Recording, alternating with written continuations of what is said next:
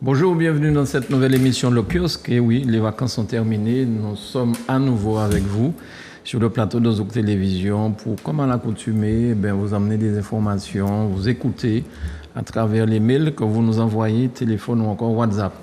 En tout cas, j'espère que vous avez passé d'excellentes vacances. Il y avait des choses à la Martinique, le Tour cycliste, il y avait quoi encore? Mercury Beach, il y avait quoi encore? Tour des Yoles. Au Vauclin, c'était quoi? Baka, oui, c'est tout? Il n'y a pas quelque chose derrière? Baka Festival. Baka Festival. Donc, je pense que vous avez eu de quoi vous amuser pendant ces grandes vacances et que vous êtes tous enfin reposés pour reprendre notre travail. Voilà. Je vous souhaite en tout cas une bonne année médiatique sur Zouk Télévision. Bonjour Philippe Saint-Cyr, Maître Philippe Saint-Cyr, bonjour et bienvenue comme à l'accoutumée. Merci Mano, bonsoir à tous les téléspectateurs, à toutes les téléspectatrices, ça commence mal, hein, et tous les spectateurs. Et heureux de t'avoir avec nous Mano, parce que tu nous as manqué. C'est un plaisir partagé. Oui, c'est partagé Philippe. Partagé. Oui. Bonsoir Guy Albert Ruffin, Duhamel, ingénieur social. J'ai dû demander à Manuela d'écrire ton nom pour moi, parce que j'ai dit à Manuela, il a 4 noms.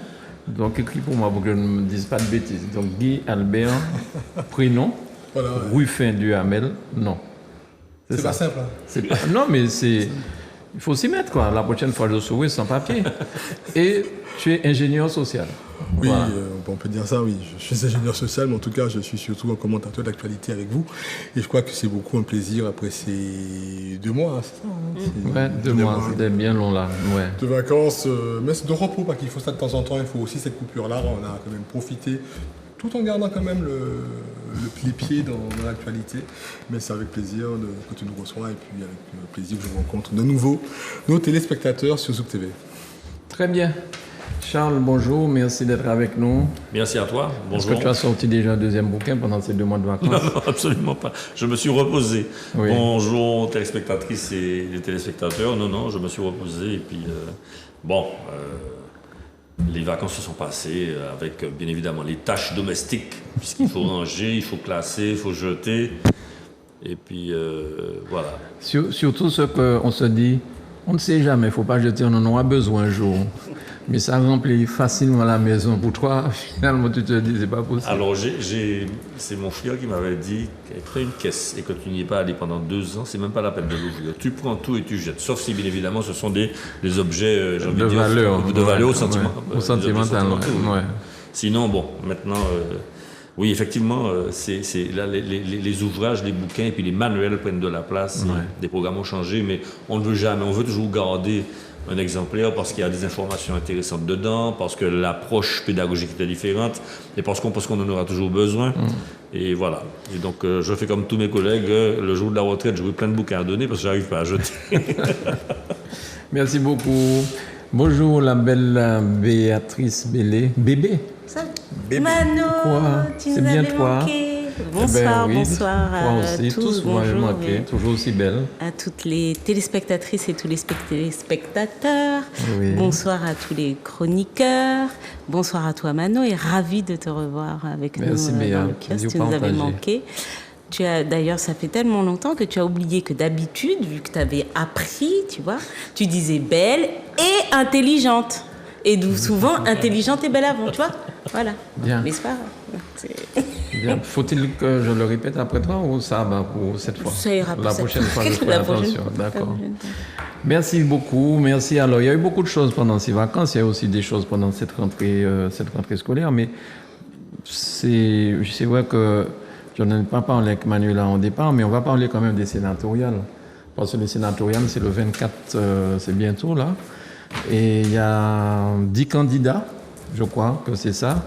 Mais ce qui m'a interpellé en regardant un sujet sur une télévision en France, 4 sénateurs, oui c'est ça, 4 sénateurs à La Réunion et chez nous 2 sénateurs. En vertu de quoi que cette répartition se fait? Nombre d'habitants, c'est ça? Ils sont plus de 800 000 à La Réunion. D'accord. Nous sommes 361 000. Oui, 360. Allez, quand on est généreux, on dit 370 000. Voilà. Mais ils sont beaucoup plus nombreux. La Guadeloupe en a 3. La Guadeloupe en a 3. Oui, la Guadeloupe en a 3, oui. Peut-être par rapport à toutes les îles, toujours, problème. Le nombre d'habitants, c'est une répartition normalement au nombre d'habitants. C'est un pourcentage. Alors, 10 candidats. Comment ça va se passer à votre avis? Est-ce que vous avez des petits bilans à donner à nos téléspectateurs sur ça? Je me permets, mais c'est pour les partis, c'est toujours un moment un peu particulier parce qu'il faut sélectionner, il faut choisir le candidat, la candidate, malheureusement souvent le candidat. Par ailleurs, qui représentera éventuellement le parti. Et on a vu que là, sur les prochaines élections, il y a beaucoup, une fois encore d'ailleurs, il y a beaucoup de dissidence et qu'il y a finalement des partis qui se retrouvent avec plusieurs candidats issus ou fraîchement sortis des formations politiques.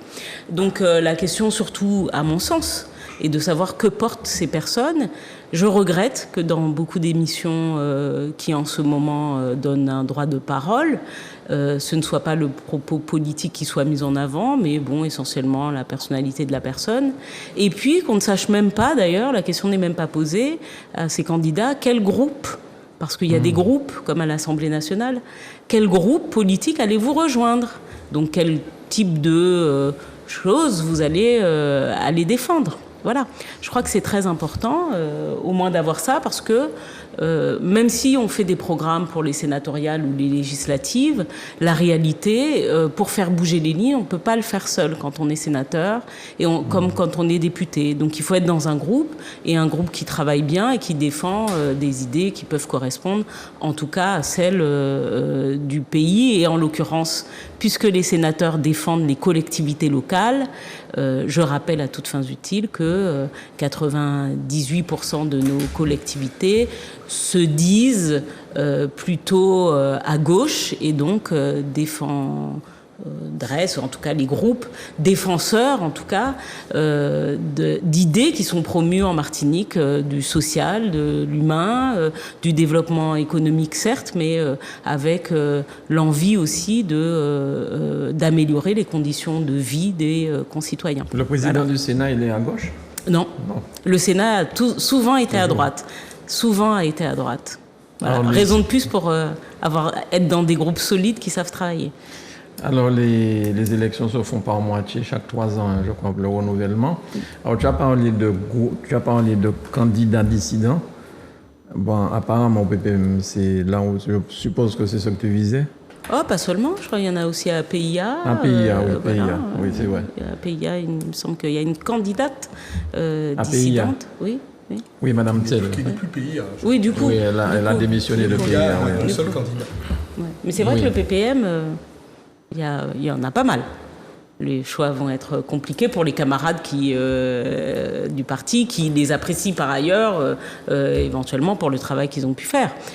Parce qu'on arrive aussi à une situation qui est que dans les groupes politiques et notamment dans les municipalités, comme partout un peu ailleurs, on a des personnes qui viennent de tout horizon et les lignes qui avant étaient celles du parti où le parti disait comme un seul homme, on va voter pour un tel, commencent, en tout cas moi c'est mon camo, de ce que j'entends, les consignes aujourd'hui des partis ont tendance à être plus critiquées qu'elles ne pouvaient l'être avant. Voilà. Charles, sur les sénatoriales? Bon, je rejoins ce que dit Béatrice.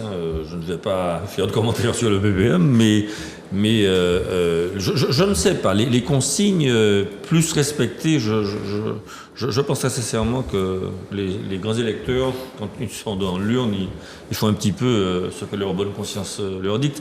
Et je sais que les candidats voient les maires, les conseils municipaux.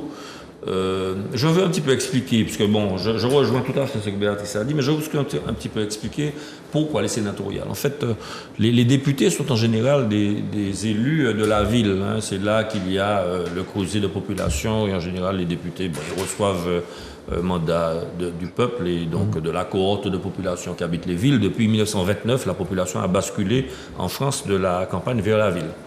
Et il y a 36 000 communes en France, et donc ce sont les délégués de conseils municipaux, les conseillers généraux, conseillers régionaux, et puis les députés qui votent pour les sénateurs. Donc, on voit bien que les délégués de conseils municipaux et les conseillers municipaux et les adjoints au maire sont beaucoup plus nombreux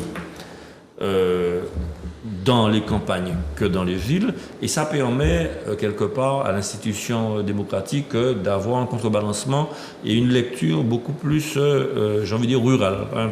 Je caricature un petit peu, hein, les juristes vont m'en excuser, et donc la Chambre haute, elle est là justement pour proposer une lecture différenciée par rapport aux intérêts des lectures urbaines des problématiques qui peuvent être posées. Donc, oui, c'est sûr que la multiplication des candidatures, je n'ai pas regardé par le passé, mais 10, il me semble que c'est assez haut. 10, c'est assez haut. Il y en a eu 11, hein, je crois. Il y en a eu 11 une fois. Ah ouais. Mais c'est sûr que nous allons rencontrer les candidats à la CTM, nous allons les rencontrer lundi et mardi. Le président Salibert a organisé une rencontre avec les élus de l'Assemblée à l'hôtel de l'Assemblée à Fort-de-France pour écouter les candidats se présenter et présenter leur programme. Alors, tu as parlé de la Chambre haute, c'est bien ça. C'est le Sénat qui est aussi appelé Chambre haute. Oui. Et le président du Sénat, c'est aussi le deuxième personnage de l'État. Si le président actuel décède ou est empêché, c'est le président du Sénat. Et je crois que, puisqu'on est sur tout ça, il y a un Guyanais qui a l'exception qui n'a pas confirmé la règle. C'est ça? Gaston Monnerville. Gaston Monnerville, oui. Et c'est la seule exception qui n'a pas confirmé la règle. Un président empêché, il aurait dû être désigné président par intérim, on va dire ça comme ça, le temps de l'organisation de nouvelles élections. Et l'afro-descendance de Gaston Monnerville a fait grincer des dents à l'époque les responsables politiques, et il n'a pas pu être nommé même. Il y a eu un gouvernement de transition avec une formation un peu spéciale, mais enfin bon, voilà. Philippe, sur les sénatoriales.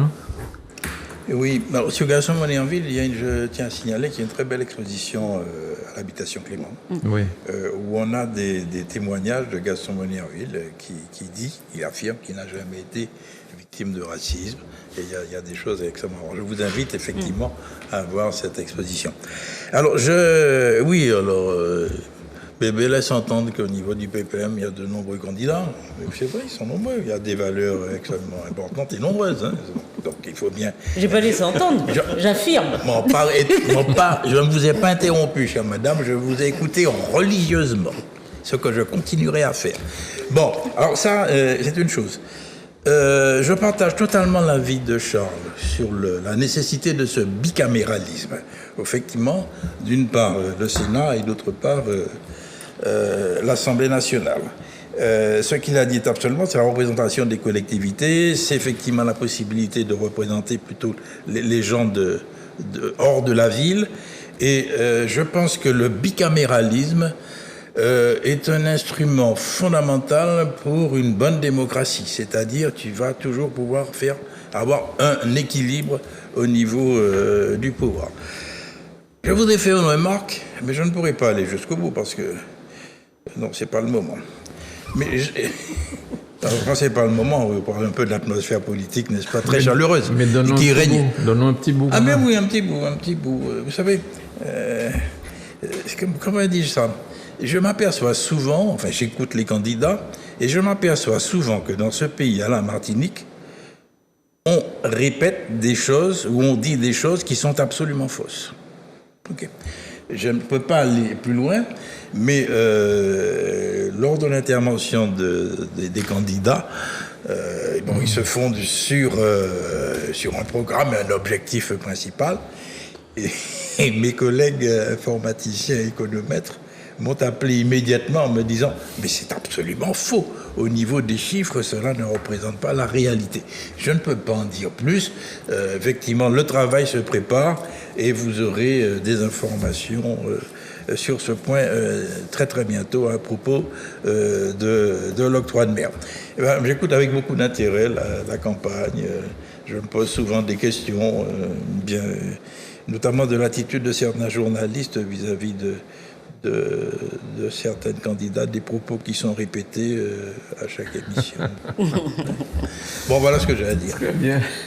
Et Guy Albert, sur le sénatorial, quelle est ta vision? Ma position est claire. En fait, moi, je m'intéresse à la campagne comme toute personne, même si je ne vote pas. Je m'intéresse quand même à ce qui est dit, mais je veux quand même beaucoup insister sur ce que c'est un métier quand même d'être sénateur. Hein. On est payé pour ça. C'est un métier de représentation, c'est un métier où on défend des causes, c'est un métier où on dit des choses, c'est un métier où on vote. Et c'est un métier où on siège, on a des convictions, on appartient à un groupe. C'est pas un métier où on s'improvise, on ne va pas comme ça au sénatorial. Et c'est un métier où on porte une parole. On ne porte pas sa propre parole, on porte la parole de ceux et de celles qui vous ont mis là. Mais Guy Albert, certaines personnes sollicitent ce matin en se disant, bon, ma carrière politique est sur la fin. Donc, mais ce n'est pas une retraite, être sénateur. Et c'est peut-être là où j'attends peut-être qu'on mette un peu de sens. Pour le moment, j'ai le programme des candidats, mais je n'ai pas le programme de ceux qui votent. Et pourtant, c'est leur parole qui sera portée. C'est-à-dire que c'est quand vous avez un avocat, c'est-à-dire que vous êtes client, et vous prenez un avocat et vous lui dites, maître, allez plaider. Ça veut dire, mais... Que voulez-vous? Que voulez-vous? Et c'est justement cette parole de ceux qui votent qui manque là dans la campagne. On ne vote pas le mérite de gens, on ne vote pas non plus parce que les gens sont méritants, ils sont en fin de carrière, ils le méritent bien. C'est quand même le destin de la France et le destin de la Martinique, un pays qui a tellement de problèmes. Je crois qu'on ne mesure pas la responsabilité des parlementaires dans cette démocratie actuelle. Et ça me désole. Et quand je vois aujourd'hui ces jeux électoralistes, ces combines, ces démagogies, je les assume, j'ai l'impression qu'on fait semblant, combien peut-être qu'on ne fait pas peut-être aussi semblant, de ne pas savoir que nous sommes dans une parole qui va compter. Regardez les problèmes des retraites, on en a tellement parlé. Regardez aujourd'hui dans le gouffre dans lequel nous sommes et nous faisons des élections récompenses. Ce n'est pas la Légion d'honneur, les sénatoriales. Ce n'est pas une récompense, on ne vous doit rien. Ce n'est pas non plus une VAE. On est simplement dans une activité de validation d'acquis de l'expérience. On est dans un métier, quelque chose qu'on rémunère, et avec un poids certain, c'est quand même plus de 9 000 € quelquefois, enfin je parle de manière brute, là, c'est quand même une dépense publique, et puis c'est quand même une représentation publique de nos élus, avec tellement d'enjeux sur ces territoires-là. Je pense qu'on passe à côté de quelque chose, et il me tarde d'entendre enfin dire, pas par les candidats, mais par ceux qui vont voter, pourquoi ils vont voter tel candidat, et qu'est-ce qu'ils attendent concrètement de tel candidat. Mais ce qu'on reproche déjà à ceux qui sont élus ou qui ont été élus, me semble-t-il, c'est qu'ils ne font pas de compte rendu durant la mandature. J'ai entendu ça de la part d'un candidat, futur candidat, candidat qui dit « Oui, je ne comprends pas, il n'y a pas... les gens ne viennent pas... » On ne parle pas de tout le monde. On voit bien qu'il y a au moins un candidat où on connaît pratiquement à chaque seconde ce qu'elle fait. Je crois qu'on va avoir déjà tellement dit quand je prends le mot « elle ». Je pense qu'aujourd'hui, on ne peut pas dire de la sénatrice sortante qu'elle n'a pas suffisamment communiqué ce qu'elle a fait. On peut être d'accord, mais en tout cas, on ne peut pas dire qu'elle n'a pas communiqué. Il y en a un, on a entendu moins, mais nous savons les raisons et nous n'allons pas non plus davantage l'accabler. Mais je pense que ce n'est pas non plus une reconduite parce qu'on a fait une mandature. Je pense que les enjeux ont beaucoup changé aussi. Et quand on voit la pluralité de ces candidats, parce qu'on voit quand même qu'on est sur 10 candidats. Alors, je ne suis pas féministe. Alors, deux femmes et 8 hommes. Mais c'est ça, c'est là où je dis. Parce qu'en fait, il ne faut pas faire semblant non plus. Il ne faut pas faire semblant de dire que quand on est candidat, il faut qu'on ait une suppléante. Il faut que ce soit une candidate. Quand on est candidate, il faut qu'on ait un suppléant. Et puis, quand on va voter, on peut voter l'homme seulement. Donc, je crois qu'il y a quand même besoin de mettre un peu de sens dedans. On a un Parlement avec 4 députés hommes. 4 députés hommes. On a un Sénat qui se profile avec ce qu'il devrait avoir. Je tiens à rappeler que le PPM aura un choix bien difficile à faire, mais je crois que le PPM n'est pas seul, parce qu'on parle bien de l'Alliance. On ne parle pas du PPM, non, je veux quand même préciser, pas du PPM. PIA a eu aussi un schisme par rapport aussi à une question toujours d'une candidate. Donc je crois qu'à un moment, le choix devrait porter davantage sur quelle est la personne la mieux qualifiée pour porter les enjeux actuels de notre Martinique. À t'écouter, j'ai l'impression que tu allais nous soumettre peut-être à les deux principales personnes qui devraient passer. Ah non, je ne me permettrai pas. Non, si autour de la table, personne n'a... On n'a pas le droit d'en parler. Bon, ok. De quoi? De pronostic? Un pronostic. Non, moi, sincèrement, je pense que le pronostic est un peu compliqué à faire. Il n'y a pas de sondage. Il y a quand même des forces politiques, redisons-le. Le PPM aujourd'hui en termes d'électeurs. C'est lui qui a le plus Alors, bon nombre. il faut juste dire, parce que Mais vous c'est avez vrai qu'il y a répété les l'alliance. délégués et tout ça. Donc, vous avez les conseillers municipaux qui votent, conseillers de la CTM également, mais vous avez dans certaines villes, compte tenu toujours de la taille d'ailleurs, la possibilité de nommer des citoyens délégués qui vont voter.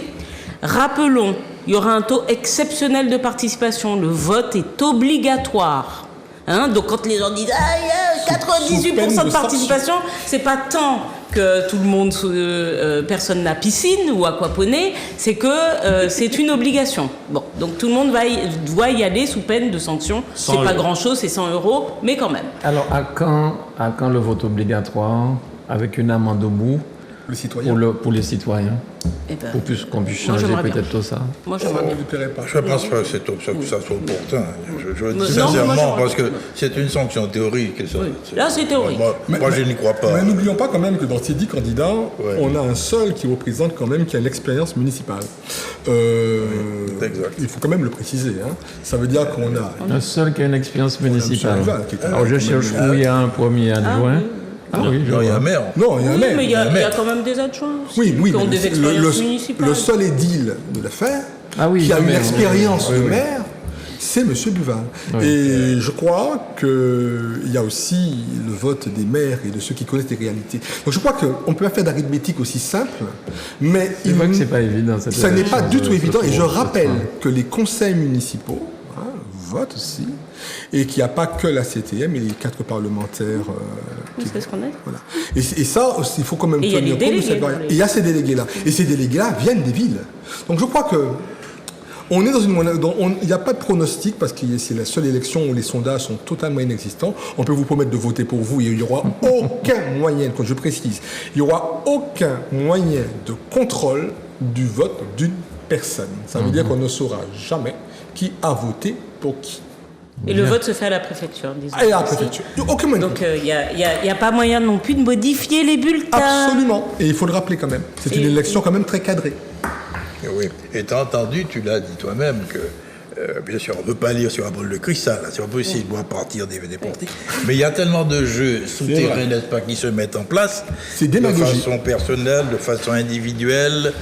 Bon, on connaît l'histoire Tout à fait. avec le grand H. Bon, il se dit même pour le camo, parce que les gens se posent la question quand même, on me demande, puisqu'il se dit, ah oui, on paye, il y a des gens qui payent, il paraît que c'est l'élection valise, il faut avoir beaucoup d'argent. À l'époque, on m'avait dit qu'il fallait financer, 300 000 francs. Voilà. Donc, encore une fois, comme le disait Guilbert, le problème, c'est qu'on... Sauf celui qui a reçu un bout de valise bon, et qui est repentant, on ne saura jamais, si c'est vrai. Voilà. Mais ce qui est sûr, c'est qu'il y a des négociations qui se font. Moi, je crois que, mais au-delà de la petite histoire quand même, et je crois qu'il faut le rappeler, je crois qu'il faut être regardant quand même sur les, et c'est peut-être ce qui manque de façon récurrente. Et moi, c'est pour ça que je prends un grand plaisir à venir discuter avec vous de l'actualité. Mais c'est vrai qu'il nous manque en fait la connaissance. De la part souvent des élus, souvent d'ailleurs ce sont des élus, ceux qui se présentent, des élus municipaux pour la plupart, ou des élus territoriaux, à l'époque c'était des conseillers généraux, conseillers régionaux, mais c'est vrai qu'on a du mal à connaître leurs pensées politiques, mine de rien.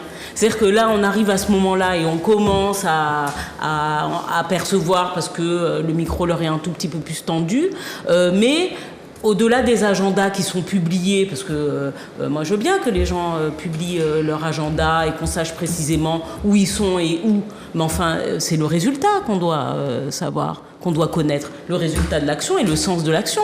Vous recevez un groupe économique, quel est le sens de l'action que vous allez monter à l'endroit de ce groupe? Vous recevez un groupe social, des associations, quelle est l'action que vous allez mener ou quel est le sens que vous donnerez à votre combat par rapport à ces gens-là? Donc, faut pas... la com, c'est bien. Le sens, c'est mieux. Et je crois que, tu l'as dit au début, et je crois qu'on le pense tous, il faut quand même donner du sens à tout ça. Voilà. Alors, parlons de com. Tu as parlé ici des billets d'avion chers, la continuité territoriale. Ça a bien été repris par quelqu'un pour essayer de porter ça au gouvernement. D'ailleurs. Plusieurs. Mais ça... Est-ce que tu as eu un résultat? Est-ce qu'il y a un résultat sur ça?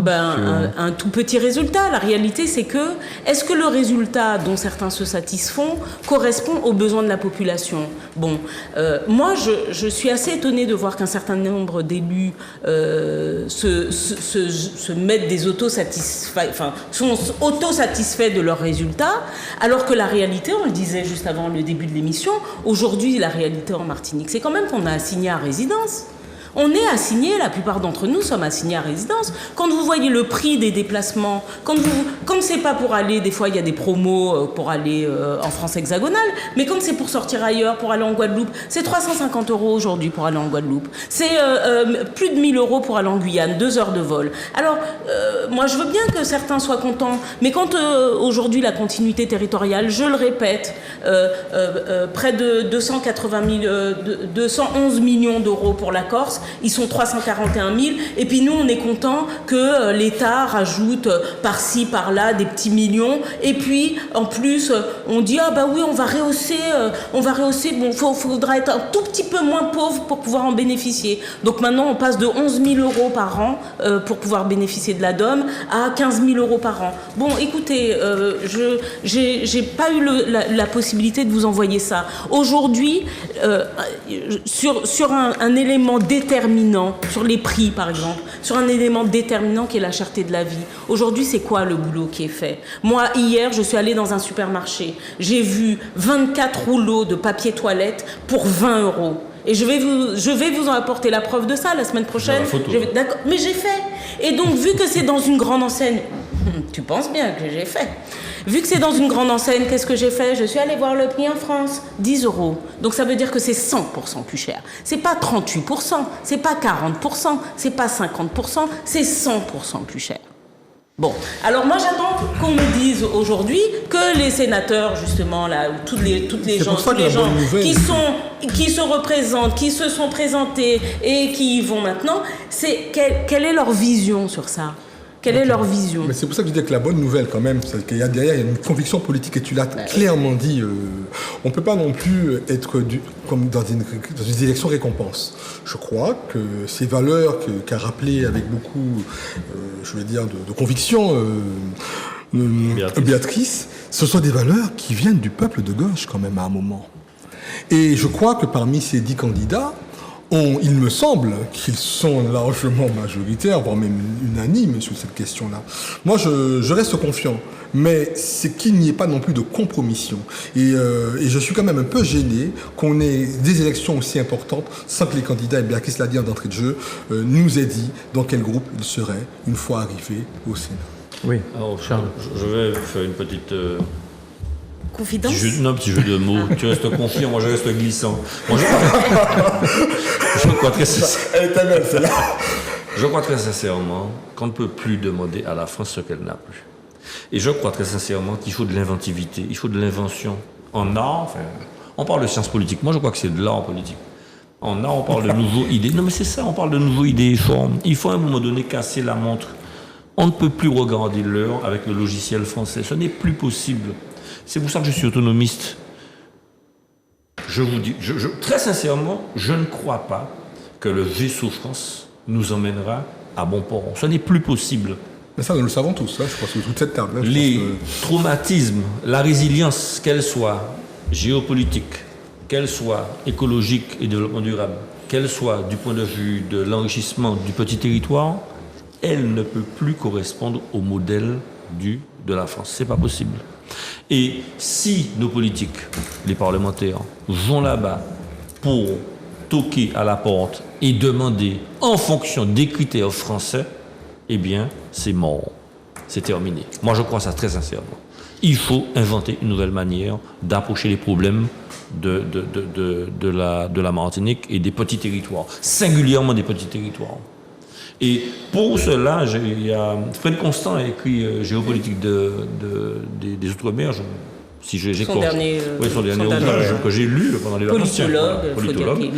Voilà, que j'ai lu pendant les vacances. Et il présente, en fait, d'ailleurs, si vous voulez, je vous fais un petit compte rendu la prochaine fois, il présente la situation en disant, en fait, que les petits territoires sont bien mal payés, bien mal considérés par rapport aux chances, aux opportunités et au rayonnement qu'ils proposent entre guillemets, aux métropoles, métropolis, c'est-à-dire ville-mère, c'est-à-dire centre. Très bien mal payé. Il parle de non-reconnaissance. Non-reconnaissance, et je vais même mieux dire, aujourd'hui, ces territoires-là, c'est eux qui permettront à la France d'imaginer la protection de leur environnement à eux continentaux demain. Parce que ces territoires sont tellement fragiles, tellement éloignés, tellement petits, que la caisse de résonance pour les problèmes est beaucoup plus importante. Donc c'est là qu'on voit comment agir. Mais aller toquer à la porte, et avec les outils mentaux, les outils législatifs que propose la Constitution et que proposent les lois françaises, c'est boîte, c'est fini, c'est mort et enterré. Et les parlementaires aujourd'hui qu'on a, enfin que j'entends, ce sont de bons parlementaires français. Ils n'ont rien compris du tout. Voilà. Désolé. Alors, Maître Philippe. Je vous ai écouté, mais avec beaucoup d'intérêt. Et effectivement, je commencerai par le reproche à faire aux candidats. Et moi, j'écoute religieusement aussi ces candidats et ces programmes. Mais je ne vois pas l'horizon. Je ne vois pas le cap. Or, ce que dit Charles est fondamental. Et nous ne pourrons pas nous en tirer à partir de solutions toutes faites qui nous viennent, n'est-ce pas, du haut hexagone. Okay ? Et il nous appartient à nous de pouvoir réfléchir, travailler, inventer et innover. J'avais eu, moi, un espoir, malheureusement, qui se dégonfle un peu. Oui, bon, de toute façon, je fais des confidences maintenant. Je veux dire, oui, j'y vais.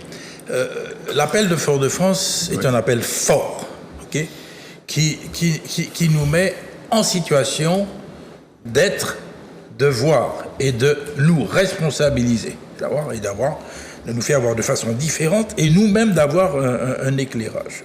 Bien. Et j'avoue que là, le contexte dans lequel je vis, moi, le vieil Antillais, le vieux Martiniquais que je suis mal à l'aise. Parce que vous voyez très bien ce qui se passe à l'heure actuelle au niveau politique, n'est-ce pas, le malaise qui s'installe. Alors, j'ose aborder le problème, oui, on commence par la langue créole. OK. Non, mais je parle, tu me laisses, parce que c'est très délicat ce que je vais dire. Effectivement, moi j'ai assisté à la naissance de la langue créole. Mon ami et collègue Jean Bernabé, j'ai vu tous les efforts qu'il a fait avec mon excellent ami grave confiant, Lambert Félix Prudent. Et ils ont construit la langue, ils l'ont préservée, ils l'ont sauvegardée, ils l'ont codifiée. Bien. Et leurs efforts, en tant que créolistes, ont abouti à un certain résultat qu'il faut reconnaître et que je salue profondément en tant qu'universitaire et les ayant assistés. Mais ce que je voudrais dire, que effectivement, je conçois parfaitement le sentiment que l'on peut avoir. On parle du drapeau, on parle de l'emblème, on parle de l'hymne, du fameux hymne, et on parle de la langue. Et moi, ce sont des revendications qui me font du bien. Oui, je me souviens d'une question que je me posais. J'entendais Césaire à la fin de sa vie politique. Il ne parlait plus d'identité tellement. Il parlait de personnalité. Et je suis resté des années à me creuser la tête en me disant, mais qu'est-ce que cela signifie ? Je crois que c'était l'aboutissement de sa conception de l'autonomie, avec les deux principes forts, n'est-ce pas? Nous faisons partie de l'ensemble et nous sommes différents, donc nous avons un droit à la différence. Et à partir de là, dans ces collectivités territoriales, il nous appartient d'affirmer de façon forte nos personnalités et nos différences. Bien, j'ai pas fini et je continue. Mais le symbole de la revendication comme langue officielle, c'est un symbole fort, ok. Mais c'est un symbole. C'est un symbole en ce sens que si l'on met en priorité cette reconnaissance de la langue créole, c'est-à-dire visant à modifier l'article 2 de la Constitution, on n'est pas vraiment sorti de l'auberge pour mettre en place nos projets qui devraient être présentés à l'heure actuelle. Moi, je voudrais bien qu'au niveau de l'évolution institutionnelle, je vois apparaître un certain nombre de priorités avec un calendrier. Et ça, je suis déçu parce que je ne le vois pas apparaître. Et si ça apparaissait, je pense que ça nous réconforterait, puisque moi, Martiniquais, je peux dire, bon, le symbole est le symbole, mais je vois effectivement des projets qui sont forts avec des modifications et des leviers. Je les vois. Alors, pour terminer sur une note d'humour, si vous me le permettez, moi, je serais véritablement inquiet que la langue créole devienne brutalement une langue officielle. Parce que tu sais ce qui m'arriverait? Je redeviendrai un alphabète totalement. Pourquoi je dis ça? Parce que mon capable, il m'a pas de problème. Mais mon passe à lire, mon passe à écrire. Et j'ai une difficulté. Comme beaucoup de Martiniquais. Mais oui, bien sûr. Non, c'est pas une critique que je fais, mais c'est une réalité. Alors voilà, je vous exprime mon malaise. Et dans les programmes que j'entends, les candidats qui sont interviewés, je suis loin de ces idées. Je ne vois pas apparaître. J'en ai terminé. Excusez-moi. J'ai été peut-être un peu trop long. Je suis le mauvais exemple de bébé. Non, pour revenir sur c'est moi qui te suis. Non. Quand Philippe dit ça, mais il y a trois choses, mais rapidement. C'est-à-dire que la question d'agenda, elle est primordiale en politique. C'est-à-dire que quand tu n'as pas un agenda en sciences politiques, tu ne sais pas où tu vas en fait. L'agenda, c'est ce qui fait la politique. Enfin, en tant que science, ça je parle en tant qu'universitaire. Hein. Et puis bon, c'est vrai que c'est absence d'agenda, mais dans un agenda, il y a aussi des questions transversales. Moi, j'approche la notion du créole sous deux angles. L'angle du vecteur, c'est-à-dire que on n'est pas que des locuteurs symboliques du créole. Il y a des gens qui ne parlent que créole. Oui. Et qui passent à parler d'autres langues qui créole. Et pas ça écrit.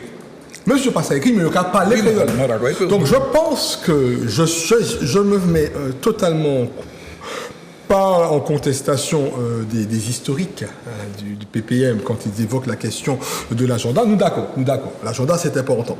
Mais le combat qui est mené aujourd'hui sous la langue créole, je pense qu'il est temps qu'une langue qui a porté l'humanité soit une langue qui soit inscrite au patrimoine de l'humanité. Je pense qu'il faut même aller plus loin. Il faut même dépasser le cadre de faire reconnaître le créole comme étant une langue officielle.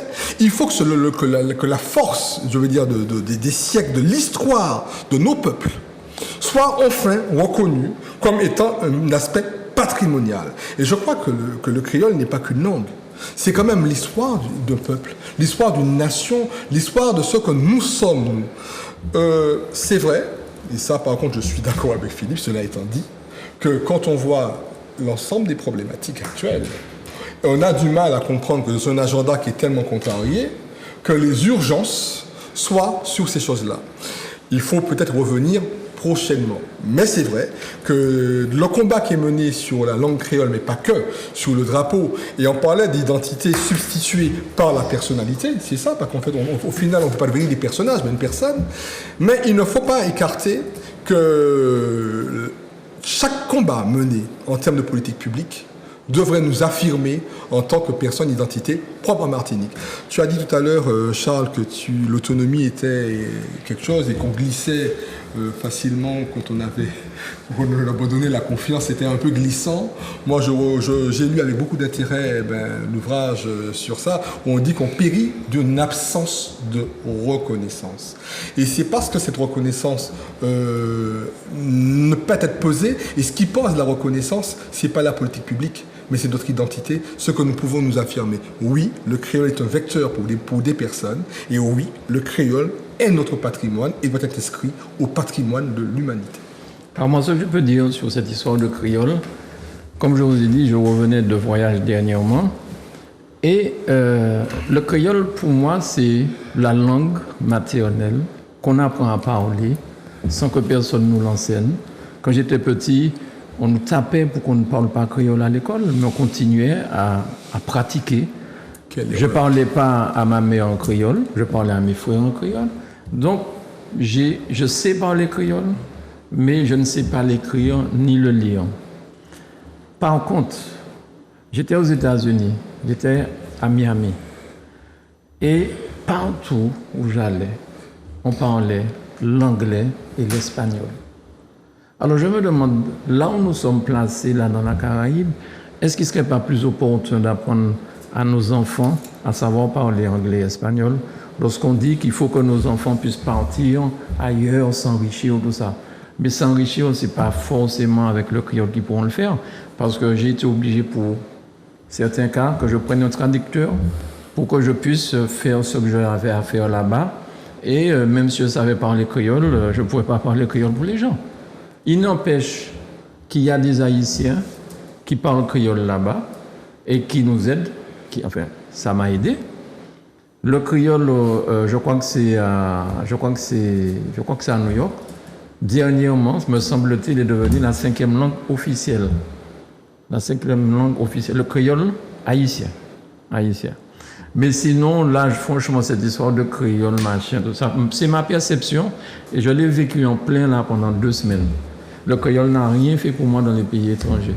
J'étais comme un abruti là, quoi. Voilà. Donc, j'aurais mieux fait d'apprendre à parler anglais et espagnol à l'école.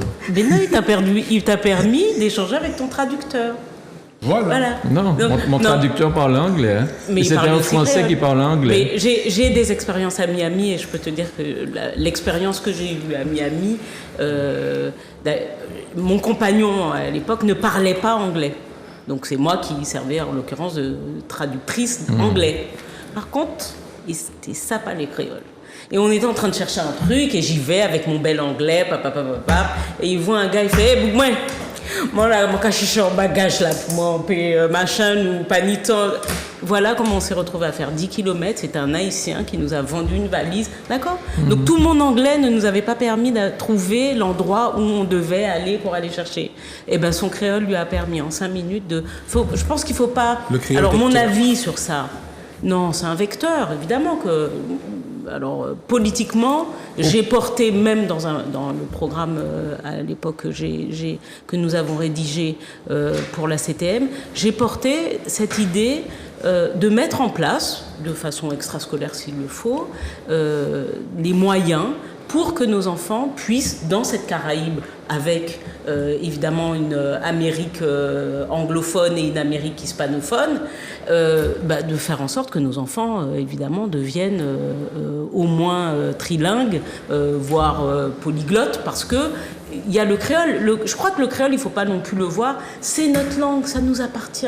C'est beau, enfin, je veux dire, on a beau dire ce qu'on veut, quand on habite ici, au bout d'un moment, même quand on se donne des grands gens, lorsque vous voulez faire passer un petit message, le truc ressort tranquille, quoi. Pourquoi tu dis ça en regardant Non, mais quand vous voulez faire passer un message... Non, mais ce que je veux dire, c'est que... Tu sais pas parler créole, Charles? Si, mais... Parce qu'elle te regarde en disant tout ça. Non, mais peut-être que Charles a peut-être une plume poétique qui est en français, mais il y a peut-être des moments où quand il va avoir besoin d'exprimer une idée forte, il va peut-être l'exprimer en créole, ou voir quand il va voir ses copains. Bon, mais juste, je finis mon avis sur... ne mettez pas... Vous êtes sotte. Ne mettez...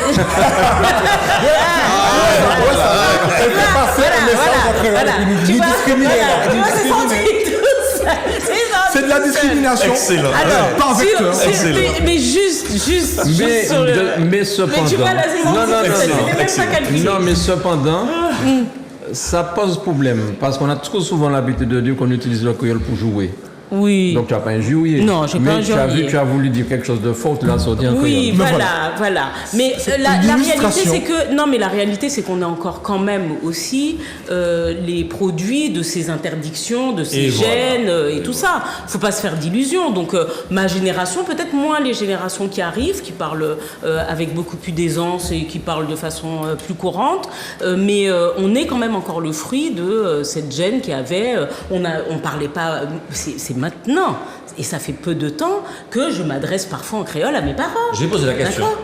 C'est pas. Alors, juste, si ça te dérange pas, je donne mon avis sur ce choix. Oui. Bon. Oui, je continue. Ne rien dire. Parce que tu vois, moi, je me fais pas d'histoire quand tu me coupes la parole. J'ai rien dit, moi. Juste pour dire, moi, ce que j'aurais aimé, c'est que ça soit en cohérence avec une pratique. J'invite tout le monde à taper sur Google. Collectivité territoriale de Corse. Ok. Vous allez sur le site de la collectivité territoriale de Corse. Vous avez une partie en français, une partie... Mais c'est mélangé d'ailleurs. Une partie en français, une partie en Corse. Vous tapez le nom du président du conseil exécutif de Corse, Monsieur Simeoni, sur Twitter, enfin maintenant ça s'appelle X, ou même sur Facebook. Les 3/4 de ces posts sont en Corse. Ok, les 3/4 de ces publications sont en Corse. C'est-à-dire que c'est ancré chez eux. Mais pour être en cohérence justement avec tout ça, pourquoi la CTM, l'accueil, c'est pas en créole? Mais c'est pour ça que je dis qu'il y a un moment où il faut être en cohérence. Moi, j'ai été, par exemple, sur le Twitter de la CTM, au moment où ça a été posé, Fanny Ancel, publication en créole. Ok. J'ai même été d'ailleurs sur le site sur la page du président du conseil exécutif de Martinique, Serge Letchimi. Il n'y a pas une seule publication en créole. Donc je dis qu'à partir du moment, c'est peut-être pour ça qu'il y a 2 temps, le temps de la pratique et presque de l'exemplarité, et puis le temps de la décision. Je pense qu'il ne faut pas mettre la charrue avant les bœufs. Là, c'était peut-être la charrue avant les bœufs. Juste pour dire pourquoi j'ai parlé de la Corse, c'est que la Corse l'a fait il y a 8 mois. La Corse a pris une délibération sollicitant aussi que la langue des débats dans la collectivité soit la langue corse. Et bon, parce que certains sont étonnés, posent des cris d'orfraie. Ah, le préfet, il est méchant, il a voulu... C'était la même chose en Corse. Donc tout le monde sait, n'importe quel juriste savait que cette délibération allait être retoquée.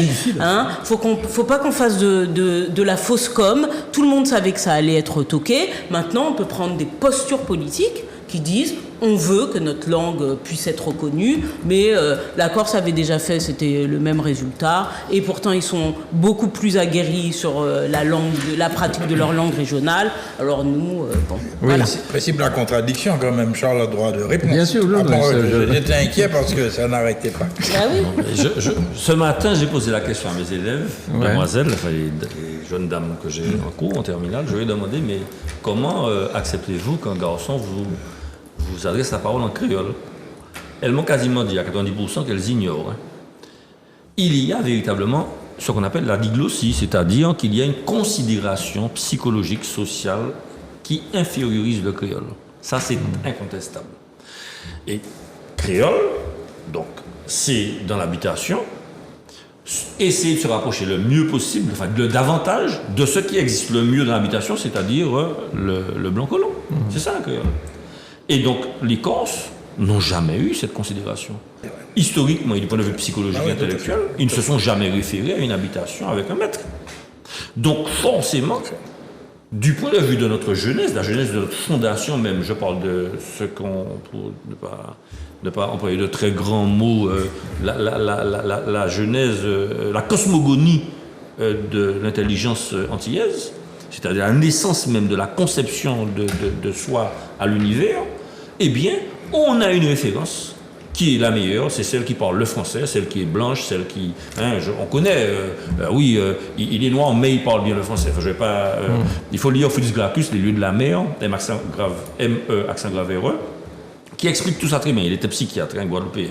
Et il dit effectivement qu'il y a un syndrome qui est celui de la reconnaissance, entre guillemets, de ce qui se fait de mieux en Martinique, qui est blanc, qui parle le français, etc. De ce fait, et pour ce fait-là seulement, et j'ai été voir, rappelle-moi le nom de l'université qui est venu ici, qui a écrit sur le créole, j'oublie son nom, il va m'en vouloir, enfin, un garçon très bien d'ailleurs, il expliquait de sa conférence que dès lors qu'il y a ce départ, et j'ai envie de dire ce handicap, forcément, toutes les raisons pour ne pas parler créole seront bonnes. Toutes les raisons pour ne pas parler créole seront bonnes. Et quand bien même, J'ai trouvé ça magnifique. J'ai dit, mais attends, c'était ça en fait qu'elle ressentait, quoi. Bon, bébé a voulu dire ça parce que c'est ce qui sont dit, parce que c'était qu'elle ressentait même. Eh bien, de ce fait, on a aujourd'hui une sorte de drap mental qui fait que quelque part, une partie de notre personnalité est un petit peu fantomatique, pense qu'elle est issue de ce que j'ai envie de dire, le côté inférieur de l'habitation. Parce que le côté supérieur de l'habitation domine. Et moi, c'est ainsi que je le perçois. Maintenant, je peux comprendre qu'on dise que les symboles, c'est peut-être plus tard, parce que dans la pratique, il faut écrire davantage de cœur et tout. Il y a des universitaires, il y a le jeune Ferdinand, pas Malcolm, mais l'autre, le petit frère. Il a fait une conférence sur, à la bibliothèque Schellcher sur Césaire du Matouba au Valhalla. Il parlait de la mythologie césarienne qui allait chercher des explications chez les Vikings, etc. Je trouvais ça magnifique. Et en fait, l'inventivité, la poésie, le sacrifice de Delgrès quand il va se faire exploser dans le fort Saint-Charles pour empêcher que l'esclavage ne revienne en Guadeloupe. Eh bien, Césaire a fait un parallèle avec les Vikings qui cherchaient l'éternité dans le Valhalla. Et je trouve ça magnifique qu'il m'explique ça, parce que je n'avais pas compris ça du tout. Mais le créole, c'est aussi ça. Le créole, ce sont des imaginaires. Il y a ce qu'on appelle le Spanglish, le Spanish et English, à la frontière mexicano-américaine, où on a ce qu'on appelle des villes qui travaillent ensemble. La conception se fait aux États-Unis, la réalisation se fait au Mexique. Eh bien, le Spanglish est né, c'est un créole. Mais c'est toujours l'outil, j'ai envie de dire. Saint-Martin aussi, tu vas me dire, c'est toujours l'outil, j'ai envie de dire, de linguistique qui doit créer, qui est un outil, j'ai envie de dire, de commerce, un outil, j'ai envie de dire, de création, de production, qui après doit vivre à travers l'intellectualisme et la volonté que certains intellectuels ont de le formaliser, de le normer, de le formater, de le codifier. Voilà, c'est ça. Mais c'est mon point de vue. Je suis très content d'avoir voté ça. Et je ne regrette pas de l'avoir voté. Même si beaucoup de mes amis me disent, on va faire mon nom, et puis que là, parce que Zeb l'a pas coupé, mais oui, c'est ça là, le reproche. C'était une question que je voulais vous poser. Est-ce que les élus sont coupés de la réalité? On dirait qu'ils ne vivent pas la même chose que le public. Non, mais c'est vrai. Cette histoire d'herbe là, combien de fois on entend ça un petit peu partout? Les routes, tout ceci, cela, les gens se disent, mais pourquoi? C'est bizarre. Est-ce que l'élu ne voit pas ce problème-là? Pourquoi le gars te dit ça? Parce que c'est une réalité. Mais oui, mais je dis qu'on essaie de régler ce problème-là. Alors, dès que je suis chez des amis, puisque je suis élu, on me gifle du SNTVD. Mon panier, ouais, puis SNTVD. Il y a foutu mon côté SNTVD en tête tout long. Mais ça suffit. Et les routes, on t'en parle ou pas? Les routes aussi, on m'en parle. Mais ce que je veux te dire. Parce que ça a crasé longtemps. Ce que je veux te dire, c'est que on sait aujourd'hui que quand on est élu, il faut solutionner tous les problèmes. Exactement. Tous les problèmes. Alors que, bon, moi je connais l'IMFPA, enfin, j'ai des secteurs dans lesquels je m'applique, et puis on est accompagné par des administratifs, et on essaie de le faire avec passion. Enfin, moi je ne veux pas le défendre, mais le président du conseil exécutif, il arrive le matin à 9h, par 23h minuit, enfin, c'est lui qui a voulu, mais je sais qu'il travaille là, monsieur. Et je pense que c'est la même chose pour de nombreux élus. Maintenant, il a fait des mauvais castings. Maintenant, il y a... Non, je dis... Moi, je ne m'avoue pas sur ce sujet-là. Non, mais c'est moi qui parle. Mais je dis simplement que... disons que tout ne sera pas fait d'un seul coup de baguette magique. On a fait une communication... On critique le BTP. Il a fait une communication que je vais vous envoyer sur le BTP. Mais ça sera 1,4 milliard qui sera investi dans le BTP les 4 prochaines années. Les 4 prochaines années. Bon, maintenant, c'est vrai que... et puis, le millefeuille territorial, il y a eu le conseil général, le conseil régional, il y avait l'État, il y avait les municipalités, et puis maintenant, il y a les EPCI. Bon, écoute, alors, bon... Et quels sont ceux qui ont... l'État et la mairie, ils ont la compétence générale et donc c'est en général ces deux j'ai envie de dire ces deux exécutifs là qui devraient être sollicités le plus pour les problèmes du quotidien, mais dès que tu es élu, tu as une cible, tu marches et tu as une cible dans le dos et puis on dit mi-élu, attends, moi j'essaie de m'appliquer. Le maire est très sollicité. Mais bien sûr que le maire est très sollicité. Mais l'État donne-t-il les moyens aux exécutifs parce que quand on parle de millefeuille administratif, là encore, c'est un travers de la France avec la volonté de donner des postes aux copains. Des postes. Et puis pour quelle efficacité? Guy Albert, tout à l'heure, parlait de mesures. Toi aussi, tu parlais de mesures, bébé. Tu disais, diagnostic, on est très fort de diagnostic, mais les réalisations concrètes. S'il fallait recommencer, est-ce qu'on a fait la CTM avec l'expérience des 7 ans maintenant? Oui. Okay. Oui, je voulais faire une observation. Justement, à destination des parlementaires ou des futurs sénateurs qui doivent innover, inventer. Moi, j'ai trouvé... Philippe nous a donné un avis, là. Quoi? Tu nous as donné un avis, d'accord. Et ce que je voudrais dire, c'est que là, la création de ces EPCI sur notre territoire, à mon avis, c'est un non-sens. Je dis que c'est un non-sens, pourquoi? Au niveau hexagonal, il y a combien de milliers de communes?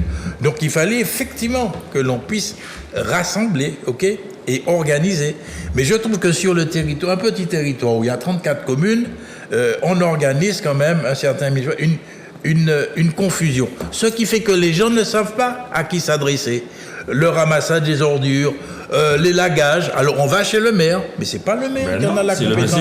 Il y a donc je pense qu'il faudrait quand même simplifier. Et moi, en tant que juriste, je trouvais qu'il y avait aller dans ce sens-là, c'était pas la meilleure solution pour nos petits territoires, notamment le nôtre avec 34 communes.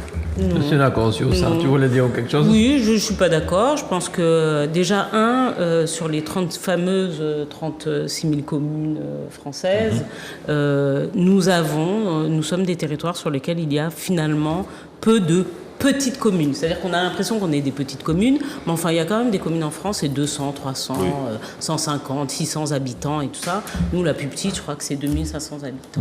Non, 600. C'est le Prêcheur. Prêcheur, il y a aussi, il y a Prêcheur, il y a Grand-Rivière. Pardon? Non, Nevers, il y a un peu petite.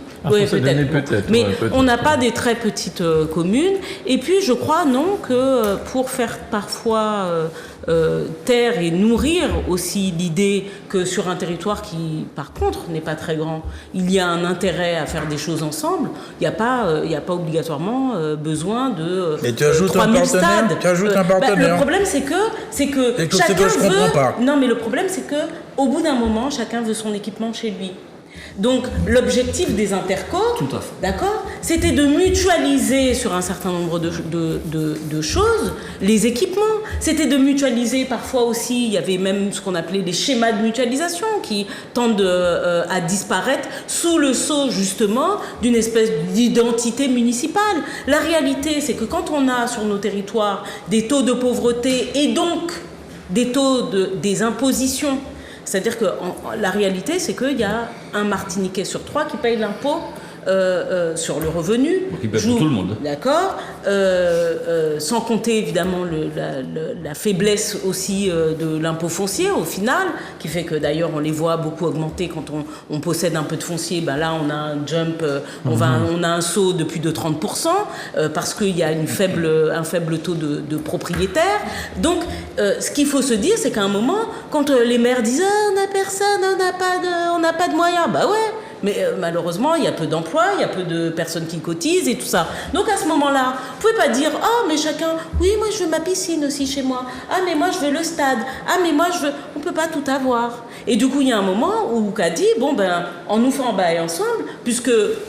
les miens habitent pas très loin des tiens, on n'est pas non plus sur un continent, donc si on fait ça, il n'y en aura pas besoin chez toi. On n'aura pas chacun un aéroport. On n'aura pas chacun un aéroport, on n'aura pas chacun une piscine, on n'aura pas chacun... C'est ça l'objectif. On n'aura pas chacun un système de ramassage des ordures, avec le truc qui s'arrête là, et puis en face le voisin il répond d'un système, et de l'autre côté il répond d'un autre système. C'est ce qui se passe d'ailleurs sur l'eau. On voit de l'efficacité ? Non. Par contre, la mauvaise efficacité, c'est qu'on multiplie les élus, on multiplie les administrations. Au lieu de réduire et d'en faire des pôles d'ingénierie, on en fait des supra-administrations, vecteurs de recrutement. Et plus vous avez évidemment de mandatures, plus vous avez de personnel. Tu as une belle vision de ça. Voilà. Et donc, tu es dans un EPCI. Bien sûr, je suis dans un EPCI. Tu as la vision pratique. Je parle en général. D'accord, mais tout à l'heure, tu as parlé de la question de la CTM. Oui. Le conseil général, c'était 2000 salariés. La région, c'était environ 800. D'accord ? Ça faisait 2800. Charles ne nous dira pas, mais je crois qu'on frôle le 5000. Avec notamment les satellites et les nouveaux recrutements d'apprentis et tout ça. D'accord ? Donc on est passé de 2800 à tout péter à près de 5000 salariés, et je crois que je suis gentille quand je dis ça. Je suis désolée, mais c'est pas vecteur d'efficacité quand on a dit on va faire une collectivité unique qui va pouvoir, grâce à une ingénierie rassemblée, faire mieux. Pour l'instant, on le donne PCI pas. apporte une solution à ça? Mais pareil. J'essaie de comprendre ton raisonnement. Mais non, j'arrive pas totalement à te suivre. C'est le sens que l'on donne aux choses. Oui. Est-ce qu'aujourd'hui, le politique martiniquais donne un sens à la manne financière d'ailleurs qu'il a pour faire de l'intérêt général et au pouvoir qu'il a d'organiser l'ingénierie pour rendre un service public? D'accord ? Rendre un service public, moi je l'ai toujours dit. Vous savez, vous mettez un super service public de sport, de transport, de ceci, de cela. Vous avez beaucoup plus de chances de voir les gens se bouger pour aller voter, pour vous soutenir, pour vous écouter, pour participer à des activités que quand il n'y a rien. Parce que la réalité, c'est qu'on dépense beaucoup d'argent. Mais beaucoup d'argent dans l'emploi, ça a du sens socialement. On peut comprendre. Mais malgré tout, il faut rendre un service public. Mais je suis d'accord sur ce point-là, mais tu es sur un chapitre particulier. Et je suis d'accord sur ce que tu développes là. Voilà. En parlant de services publics et de transport, est-ce que le TCSP est devenu un transport gratuit maintenant? Bonne question. On m'a dit que personne ne paye. C'est incroyable. Tout le monde descend, personne ne paye. Avant de revenir au TCSP qui est sur ce sujet, mais je vais quand même rajouter que quand on regarde le besoin c'est de la population, parce que là on parlait tout à l'heure de mécanismes de performance, d'efficience, tu parlais des EPCI, pour moi il faut les supprimer. Bon. On peut y aller. Oui, monsieur, on peut y aller, parce qu'en fait ça n'a pas d'intérêt sur le territoire tel que pensé actuellement. Ouais. Mais par contre, ce qui a du sens pour la population, c'est qu'on arrive à un guichet unique d'accès aux droits. Les gens ne savent pas lire les choses. Ils ne savent pas lire ni une commune, ni un PCI, ni le CTI, ni satellite. Ils n'y comprennent rien. Il faut qu'à un moment, quand quelqu'un a besoin de se plaindre, il faut hyper ça. Vous dire, moi j'apprends combien l'argent. Heureusement que le TCSP est gratuit. Mais c'est quand même assez difficile. Alors que si on arrivait à mettre des guichets uniques d'accès aux droits, où toutes ces personnes-là, que ce soit les EPCI, que ce soit les communes, soient au moins d'accord sur un lieu où quelqu'un puisse venir demander l'accès à un droit, peu importe le droit. Je crois qu'il faut simplifier les choses. Et la dématérialisation, ça fonctionne, parce qu'en fait, on a cru que tout est en plateforme, mais on a un électronisme ici qui est phénoménal. Électronisme, excusez-moi. Les gens n'ont pas du tout accès au numérique, contrairement à ce que nous pensons. Le numérique est un vœu pieux. Aujourd'hui, personne n'y accède vraiment. Et ça augmente les inégalités sociales, territoriales, ça augmente également des pathologies sociales, et pas que sociales, même sanitaires d'ailleurs. Donc je me dis qu'à un moment, il faut qu'on pense que quand on crée des millefeuilles, qu'on ait l'humilité de créer un énième millefeuille. Et je l'appelle de mes voeux, un guichet unique d'accès aux droits, pour rendre les choses lisibles. Pour revenir un petit peu au TCSP gratuit. Donc là, tu demandes à se créer le sucre glace. Oui, voilà. Et j'ai même pas mis la bougie. Voilà. J'ai même pas mis la bougie. T'as dit le millefeuille. Oui, voilà, effectivement, le sucre glace. Voilà. Oui, mais ça sera un bon renfort. Un bon renfort du millefeuille, et j'espère qu'il sera digeste pour ceux qui peuvent l'acheter. Mais ce qu'il faut retenir, c'est que moi, même ces questions de transport, si l'expérience nous montre, et je reste un peu juriste, et qu'il y a quand même, le droit n'est pas que la loi et le règlement, il y a aussi l'usage, la doctrine, la coutume, il y a d'autres sources de droit. Et je tiens à le rappeler qu'il est d'usage de ne pas payer les transports, puisqu'on les permet, on ne réprime pas. Ça devient un élément technique, oui, je pense. Ça devient un usage. Ça devient un avec usage. Force de loi. Oui, absolument. Oui, absolument. ça fait partie du corpus de droit. Il est d'usage. Tout à fait. Et l'usage, c'est une source de droit. Et si cet usage s'avère économiquement non préjudiciable, j'en prends acte. Et je me dis que si on sait faire des transports depuis plusieurs années maintenant gratuits, ça nous garde attendre il faut attendre la jurisprudence peut-être. Ouais. Eh bien, elle viendra. Alors, nous avons quand même pas mal de... Non mais, Emmanuel, parce qu'il est en train de donner une clé. On est quand même un peu académique quand même de ce côté. Traduction faite pour Tata Simone, si elle nous écoute, Tata. Non, Le monsieur a dit que, à partir du moment où, de façon récurrente, souvent, on ne paye pas le transport et que personne ne le paye, ça devient un droit de ne pas le payer parce que c'est un usage collectif. Non, j'avais plus là. C'est un usage et ce usage devient coutume. Et la coutume, qui va se traduire en jurisprudence. Pas que le jour où on me demandera de payer, où je serai sanctionné. Tu peux faire un recours. Absolument. Bien sûr. Ok. Ah ben, on doit aller. Et la jurisprudence sera la loi. Ils vont avoir peur. Mais aussi... Restons techniques. Mais oui, bien sûr. Mais il ne faudra pas non plus, quand les sièges seront abîmés, qu'on dise de changer les sièges. Hein. Parce qu'on ne paye pas. Donc La vérité, tu veux que je te dise, c'est quand ça a été, je peux m'exprimer sur ça et ne pas faire manque de discrétion professionnelle, de réserve, oui, mais pas de discrétion sur ça. La réalité, c'est que le prix que l'on dépense en contrôle, ici, les contrôleurs, les machines que l'on a mises, qui ne sont pas dans des pays tempérés, je vous rappelle que ce soir, en sortant du sud, il faisait 38 degrés.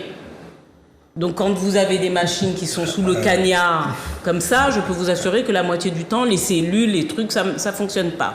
Donc entre l'entretien des machines, le paiement des techniciens de France, parce qu'on n'a même pas exigé que ce soit des... L'assistance à maîtrise d'ouvrage pour payer de façon continue le technicien de France. L'agent qui dévoile toujours, c'est ce que je vous disais tout à l'heure. Et tout ça, en vérité, ce coût-là peut aujourd'hui pourrait justifier que l'on fasse la gratuité. On estime qu'un usager paie entre 10 et 15% du coût d'exploitation. C'est ça qu'un usager paie. Un ticket qu'on paie 1,40 €, eh bien, coûte 14 € à la collectivité. Absolument. Voilà. C'est ça la réalité. Donc, quand je vois que nos compatriotes ne paient pas 1,40 € alors que ça coûte 14 € à la collectivité, moi, ça m'attriste un petit peu. Ça s'appelle un acte politique. Non, mais c'est comme l'impôt. Comment on appelle ça, la facilité de payer, le consentement. Oui. Le consentement à l'impôt, et là, le consentement à la participation, c'est aussi fonction du service qu'on te rend. Il y a beaucoup de gens, par exemple, qui au bout d'un moment disent « Ah, voilà, moi je paye plein d'impôts, mais je vois pas quel service public j'ai pour ça, et tout ça. » Et là... tu parles du consentement psychologique, c'est ça? Oui, le consentement, d'accord, je voulais savoir. Mais du coup, là, moi, en toute sincérité, il y a quand même beaucoup de gens qui, pendant très longtemps, ont pris leur titre de transport et tout ça. Et se sont retrouvés avec leur titre dans la main, et sans transport. Ça arrive encore. Oui, une heure et demie de retard. Là où on a des dégradations de qualité de service public à l'échelle de la Martinique qui sont quand même inquiétantes. On va peut-être en faire un autre sujet un jour et on va interviewer. Moi, je vais continuer. Mais c'est mais c'est triste quand même. Non, mais en attendant, il y a des gens qui ont souffert sur le bas-côté, quoi. Oui. Voilà. Il y a des gens qui ont perdu leur boulot. Il y a des gens qui n'ont pas pris de boulot parce qu'il n'y avait pas de service public. Il y a des gens aussi qui ont vu des services publics sur lesquels ils comptaient disparaître sans autre traitement, sans avertissement, enfin il y a de l'égard à avoir pour la population. Et moi, en toute sincérité, pour avoir été directrice des transports, je peux vous assurer que les gens couraient, faisaient la queue pour avoir leur titre de transport quand on avait mis en place Sudlib. Parce que c'était un service déjà avec une belle desserte, un beau maillage sur le territoire et une fiabilité. Quand les gens savent qu'ils peuvent compter sur le service public, ils payent facilement. Et d'ailleurs, j'ai presque envie de te dire, c'est même plus les contrôleurs qui font la loi. c'est les usagers qui te disent, oui, si tu te comportes mal et tout ça. Moi, j'ai des histoires qu'on m'a racontées ou que j'ai vécues, parce que des fois, je faisais un peu passagère mystère dans certains véhicules. Je peux vous assurer qu'un gamin qui parlait trop fort, il était qu'à dire, oh, monsieur, pas au marché, hein. Tu vois, les gens eux-mêmes faisaient... Toi, tu passais comme mystère, toi? Oui. Oh là là là là. J'étais jeune. Alors, Charles va nous parler, nous dire 2 mots peut-être sur la rentrée scolaire. 2 mots, j'ai prévu 2 pages. Mais... Vas-y, Charles, vas-y. Non, mais c'est par rapport... Non. Je vais essayer Tu de faire sais synthétiser. Court. Oui, non, je vais essayer de faire court. Bon, alors, la rentrée scolaire, elle s'est globalement... Je parle au niveau de la CTM, hein. Il y a eu quand même plus de 28% d'investis par rapport à la rentrée dernière. Un dispositif important quand même, hein, celui de la gratuité des livres scolaires. Tu parles de la CTM, faut oui, dire là. Oui, je parle de la CTM, hein, moi, la question...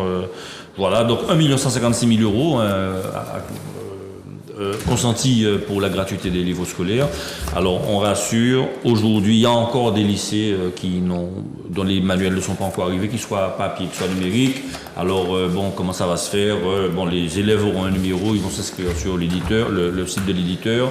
Le numéro d'identification leur permettra de rentrer sur le site de l'éditeur avec le manuel en ligne. Il y a aussi des lycées qui ont choisi un petit peu de papier aussi. Et le collège du Marin, pourquoi il est fait Je n'ai pas la réponse. La réponse, ça m'interpelle. Ce que je peux donner comme réponse, c'est que les établissements ont été... Alors ce sont les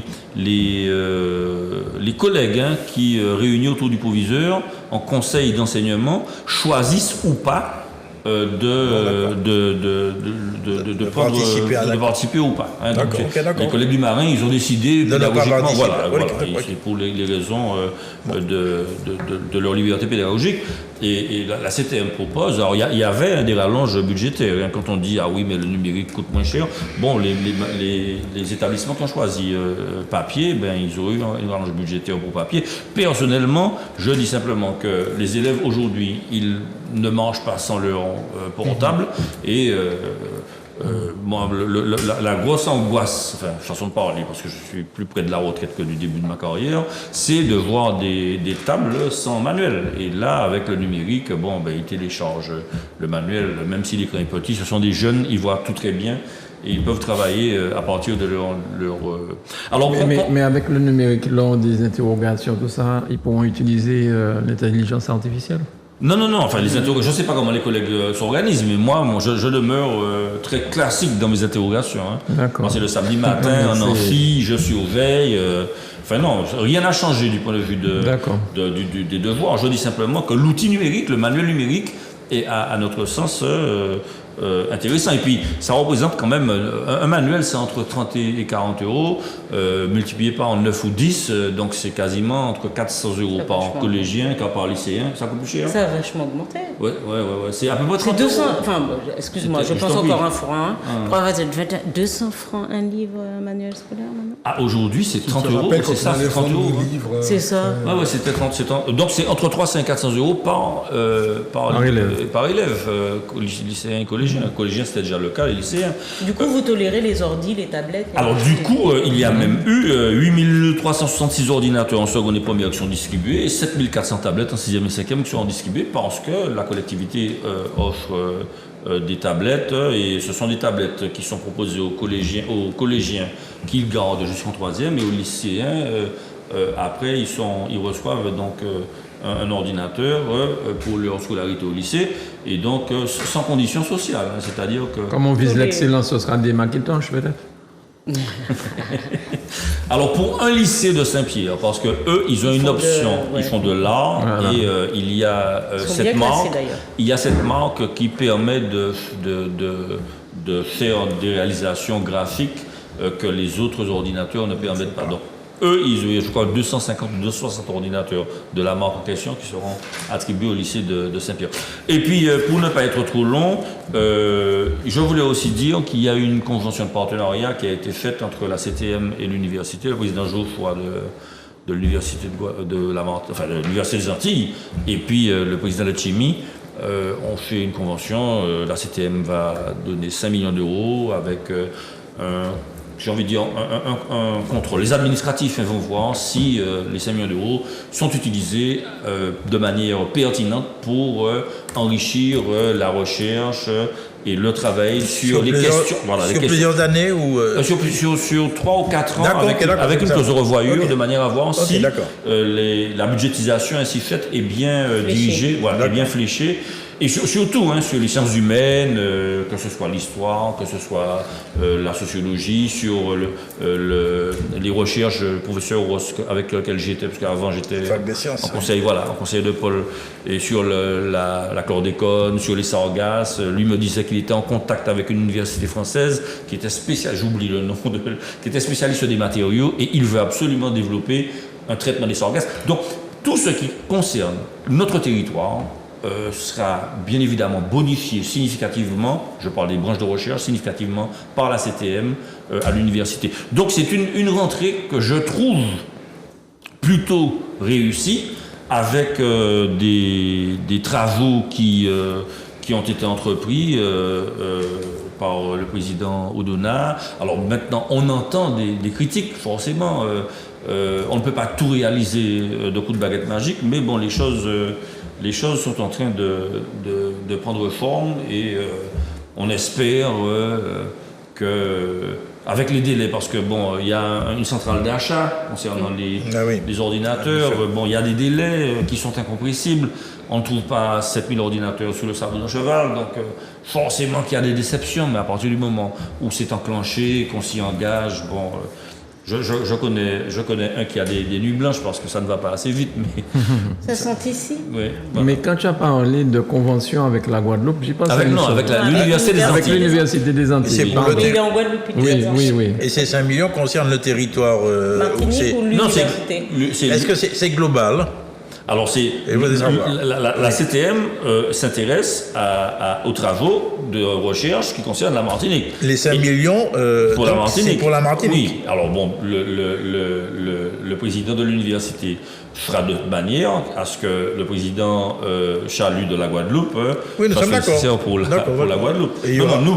Et chaque année, il y a un bilan de fait pour voir... Il y a un bilan de fait entre les administratifs, tout à fait. Ben, c'est bien pour la Martinique. Oui, j'oublie le nom du fonctionnaire, mais il y a un fonctionnaire territorial dédié au suivi de ces travaux-là, et qui fera un bilan à Serge Chimie régulièrement. On va s'inscrire dans un doctorat. Pourquoi pas? Une thèse. On va refaire une thèse. Alors, je me suis posé une question. Des moyens. Sur un autre sujet qui n'est pas... faire de thèse? Alors. Oui, donc je vais parler...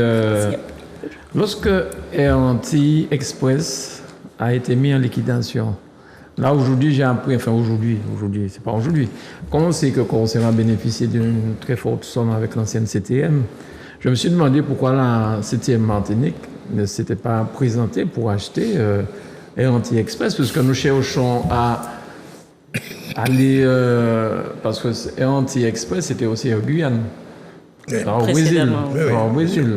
Ça réduit. Non, mais j'ai pensé à ça. Finalement, c'est la communauté, c'est la collectivité de Saint-Martin qui rachète Air Antilles Express. Pas totalement, hein? Pas totalement. Capitaliste. Oui, et je me suis vraiment demandé est-ce qu'on n'a pas loupé une occasion sur ça. Alors, mais bon, c'était peut-être... Je ne sais pas si une collectivité a vocation de faire du business. Pour te répondre de manière un petit peu lapidaire, ça concerne des investisseurs qui... Parce qu'une entreprise, en fait, c'est fait pour gagner de l'argent. Et je crois très sincèrement que c'est... Enfin, personnellement, je suis plutôt réticent à voir les deniers des impôts partir de ce genre de... Mais ça permettrait peut-être d'aller en Guadeloupe à un tarif autre que 350 €. C'est ça le problème en fait. Ça aurait permis. Il y a quand même un jeu de concurrence quand même, hein. Donc on est quand même sur du public. Non. Parce que tout de suite on machin. Je tiens à préciser qu'il y a des gens qui font des milliers de kilomètres en train et que c'est un service public. Même. Nous, ce sont des transports régionaux, les avions. Ok. Je précise par ailleurs que nous payons l'impôt pour financer le rail auquel dans lesquels nous montons très peu. Pour certains, pas du tout, jamais de leur vie. Bon, donc quand on parle, ça ne manque pas de sens de se dire, et d'ailleurs il y a des lignes qui sont des lignes totalement financées en Guyane par exemple, sûr. Il y a des lignes, et même dans des petites îles en Polynésie et tout ça, il y a des lignes qui sont totalement financées par le service public, parce que ce sont des lignes régionales. Elles servent au déplacement sur le département en question ou entre les départements. Moi, je pense que c'est pas... tu vois, j'avais pas du tout pensé à ça. Je me rappelle en effet... Alors, c'était pas si important que ça. Je crois que c'était 1 million pour Corsair sur une capitalisation qui en faisait plus de 30. Bon, mais... ça nous donnait quand même le droit de se poser la question de savoir... Il me semblait que c'était 4. Non, bon, je sais plus. Mais enfin, c'était pas non plus une super et je te donne la parole tout de suite. En Guadeloupe, par exemple, les transports publics, parce que les Guadeloupéens prennent les bateaux, comme nous prenons le taxi pour aller en commune, hein, pour aller à Marie-Galante, pour aller au Sainte, pour aller à la Désirade, pour aller tout ça. Donc la collectivité paye ou permettre à ces gens de pouvoir voyager en toute tranquillité. Il y a des gens qui quittent la Désirade le matin et ils reviennent le soir. Oui. Ils vont à l'école, ils vont travailler, ils reviennent le soir. Mais là, 350 € le billet d'avion. Quand est-ce qu'on finit cette blague-là, quoi? Comment on va faire? Pas une blague. Oui, malheureusement, c'est pas une blague. Tu voulais dire quelque chose? Oui. Ma mémoire a marché un peu. Et au début de la décentralisation de la région, il y avait bien eu une action de la région à destination de la création de l'acquisition d'une compagnie de transport. Et je me souviens, c'est l'anecdote. Martinique, je crois, non? Attends, non, mais tu as raison. Mais l'avion avait deux flancs. Sur un flanc, il y avait Air Martinique et sur l'autre flanc, il avait Air Guadeloupe. Ah ouais. Alors, tu vois, les bails là, et selon l'endroit qu'il atterrissait, tu mettais le flanc, n'est-ce pas, visible du territoire concerné. Oui. Donc, je vais essayer de faire des recherches. Mais il y a eu une intervention des conseils régionaux à l'époque sur ce compagnie de transport. Et en plus, avec les AT en 42 ou 62, on va jusqu'à Saint-Domingue, on dessert toute la Caraïbe. Toute la Caraïbe. Enfin bon, c'est tout ce que ça nous est passé sur le nez, tant pis. Alors, la rentrée scolaire, on en a parlé. La Cour des comptes remet en question le système de rémunération des fonctionnaires des Outre-mer. C'est-à-dire, qu'est-ce qui les gêne? Le millefeuille. Non, une remarque, hein. Mais non, c'est un serpent de mer, ce machin-là. 1950. C'est un serpent de mer, c'est le fameux... c'est les 40%, on ne le dit pas, mais enfin, maintenant, il apparaît que les compléments des salaires sont tellement importants, il y a tellement de textes qu'il faut remettre de l'ordre. Donc, il faudra unifier, etc. Alors, bien sûr, vous voyez déjà ce qui se passe. Soyons vigilants, parce que derrière ça, on veut récupérer, n'est-ce pas, quelques sous. De même qu'on remet en question à nouveau l'octroi de mer. C'est dans la même perspective. Donc je dis ça comme ça. Et c'est relativement subtil. Et moi, ça m'a fait rigoler lorsque j'ai vu ça. C'est tout. Bien. Juste pour dire que c'est un retour, hein, la Chambre régionale des comptes a déjà fait plusieurs observations sur ça. Alors, juste pour rassurer un certain nombre de personnes, on parle bien souvent des hauts fonctionnaires. Je vais les appeler hauts fonctionnaires parce que quand ils arrivent en Martinique, c'est des hauts fonctionnaires. Des fonctionnaires d'autorité. D'accord. Qui l'embroglio, il est là. Hein. Bon, parce qu'on parle, c'est les primes d'éloignement, les primes de résidence, les primes de ville, les primes ceci. Fonctionnaire Martinique, pas ni ça. En cas de ça en passant. Bon, donc on a essentiellement les fonctionnaires d'État qui, suivant l'administration militaire, tout ça, en France, yo la caserne, certains militaires, ici, yo Nicaille, 300 mètres carrés. Ok? Donc ils sont en train de se poser la question quand même de savoir sur un certain nombre d'avantages qui ont été perçus, parce que faut pas oublier, hein, pas l'octroi de mer, tu vois, j'ai été perturbée, mais cette surrémunération, et d'ailleurs la Chambre régionale des comptes l'écrit, avait pour vocation de rendre les territoires d'outre-mer attractifs. Mais attractifs, donc c'est pour Tala qui Dewa, qui Cavini. Donc, mais le problème, c'est quand ça s'est généralisé et que finalement, même les Tinec de Martinique fonctionnaires ont fini par toucher les 40%. Donc aujourd'hui que c'est généralisé, parce que quand ça a commencé à être généralisé. Il fallait faire la différence aussi avec ces fonctionnaires de France venus apporter la compétence et le savoir. On a commencé à leur donner des maisons, des cartes pour qu'ils puissent payer leurs achats quotidiens, du personnel, du machin. Donc ça, c'est vrai qu'il y a peut-être un petit ordre à mettre dedans parce que à échelon égal, ce qu'on appelle les échelons de rémunération, à échelon égal, dans les administrations d'État, on peut avoir des 4 000, 5 000 euros de différence de traitement. Voilà. Okay. Oui, mais je crois qu'il faut être très vigilant en ce qui nous concerne, Exactement. Nous, de l'outre-mer. Okay, parce que derrière cette opération-là, vous voyez très bien, c'est les fameux 40%. Exactement. Alors, il appartient à nos parlementaires, n'est-ce pas, d'être extrêmement vigilants sur cette question qui est la nôtre. Oui, d'ailleurs, vous avez vu qu'il y a déjà eu des suppressions, hein. Les fameux, les voyages, enfin les congés bonifiés ont été modifiés pour un certain nombre de compatriotes avant, quand ils étaient mutés en Martinique. Déjà, il fallait qu'ils justifient des intérêts moraux et matériels et tout ça. Et avant, leur déménagement était payé puisque c'était leur administration qui les envoyait ailleurs. Et quand vous justifiez d'intérêts matériels et moraux, du coup, on vous dit, puisque ça vous arrange, faut que vous payiez une partie du déménagement. D'accord ? Mais ça, c'est pas valable pour un certain nombre d'entre eux. Je veux juste donner quelques chiffres. On est quand même sur 91 000 fonctionnaires civils de l'État, donc ça concerne uniquement les fonctionnaires civils de l'État et les hauts fonctionnaires, en tout cas les personnes qui émargent à la A+. On est sur un effectif qui est à peu près de 4,2% de l'effectif total de ces fonctionnaires concernés. Donc pas seulement l'État, militaire Adam. Oui, mais quand je parle de fonctionnaires d'État, je mets les militaires, même si c'est un régime à part. Et les magistrats compris aussi. Les magistrats compris aussi. Donc on voit bien que, et les 2/3, nous dit le texte, relèvent de l'éducation nationale. Les 2/3 de ces agents concernés relèvent de fonctionnaires de l'éducation nationale. Et on estime la dépense qui s'estimait en 2012 à 1,818 milliards. Bon, on voit que ça. Mais ce que je veux insister dessus, c'est que, et c'est pour rejoindre totalement ce que dit, même si je vais avoir quand même un petit devoir de réserve sur certaines choses, c'est vrai qu'il y a la partie connue de la rémunération, c'est-à-dire la partie indiciaire. Moi-même aussi, je suis un agent public de direction, donc il y a une partie connue de ce qu'on sait, et puis il y a une partie variable. Partie négociée, une partie à l'objectif, une partie, par rapport à la feuille de route.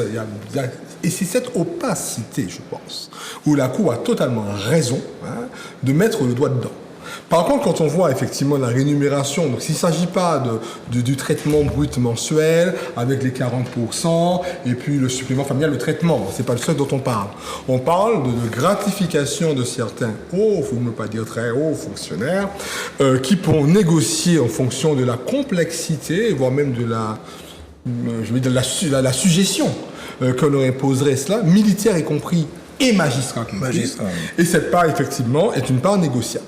Donc je crois que c'est sur cela qu'il faut mettre. Je ne vais pas, mis à part le vieux serpent de mer sur lequel je pense que Philippe a raison, il faut que nous soyons extrêmement prudents parce que ce n'est pas dans les 40% qu'on est supprimant qui va régler le problème, c'est justement relancer justement les motivations autochtones sur l'emploi public de la haute fonction publique, parce que je pense qu'il y en a quand même suffisamment de compétences, et puis arriver aussi à rendre transparent des parts de rémunération publique qui sont totalement occultes. Bien. Alors, puisque vous parlez de hauts fonctionnaires, tout ça, on m'a donné un petit Milan, je ne sais pas si c'est vrai, bon, c'est l'heure du Camus. C'est qui ça? Qui ça? Banouille. Non, mais on est des Antilles, je pense que... D'accord. Donne le Camus.